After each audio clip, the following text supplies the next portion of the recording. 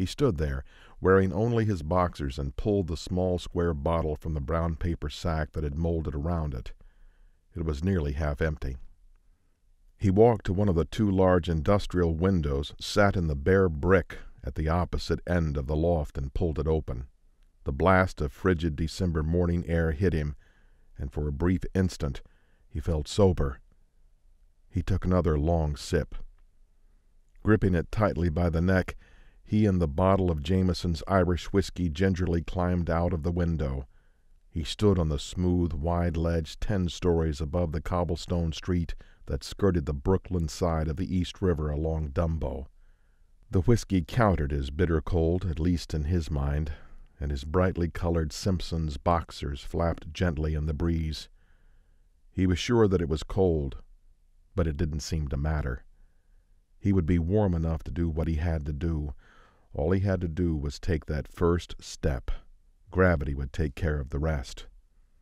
As he stood there, he felt a burning sensation in his bare feet, and was sure that his skin was freezing to the ledge. That was no good. How could he step off with his feet frozen solid to the ledge? He shifted back and forth to check. No, they were cold, but he could move them. They were frozen in place for some other reason.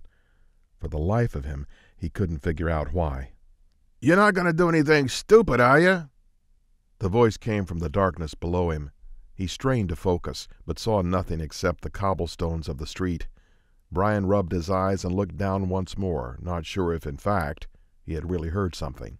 Maybe the voice had come from inside of his head. Then he saw him standing off to the side of the street below, in the shadow of the Manhattan Bridge. He was an old man wearing a trench coat and a subway conductor's hat. It was... "Leo? Is that you, Leo?" "Who else would it be? Why don't you come down here and tell me what's what?"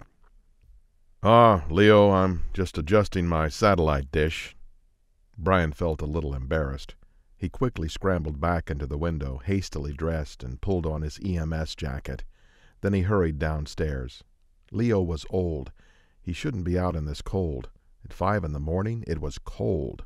Really cold. Way too cold for an old man to be out and about. Brian had to talk some sense into Leo. Out on the street, he stumbled on the old trolley tracks that still protruded from the cobblestones of John Street.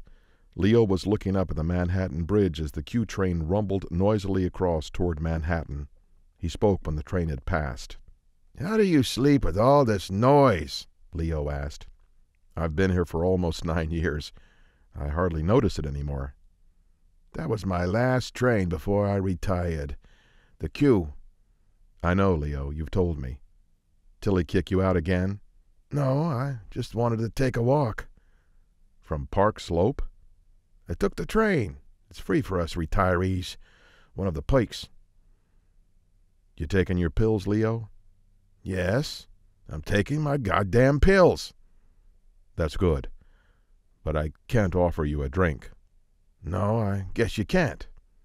I used to take Robert on the train with me in the summers when he was out of school. I was on the R train then." "Robert?" "My son, Robert." "I didn't know you guys had kids."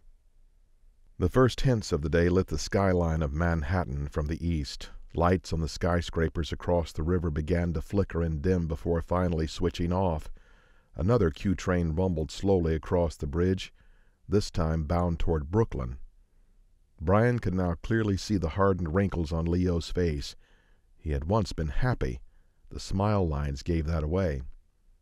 "Where's Robert now?" "Arlington Cemetery. He was killed in Vietnam years and years ago." "Oh, God, Leo, I'm sorry. You don't have to say nothing. I just think a lot about him around this time of year." "I know." "I bet you do. But don't go climbing out on no more ledges, okay? That's crazy. And I'm supposed to be the crazy one." "That was pretty stupid, huh?" "Yeah, pretty stupid." Another train ambled toward Manhattan. "Where the hell do you suppose all of those people are going this early in the morning?" "You got me, Leo. Maybe to work? You gonna be okay?" "Are you?"